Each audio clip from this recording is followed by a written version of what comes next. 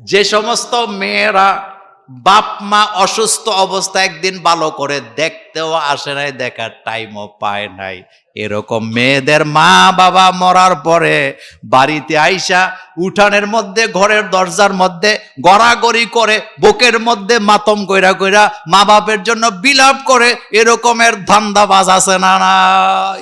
ধান্দাবাজ কেন বললাম?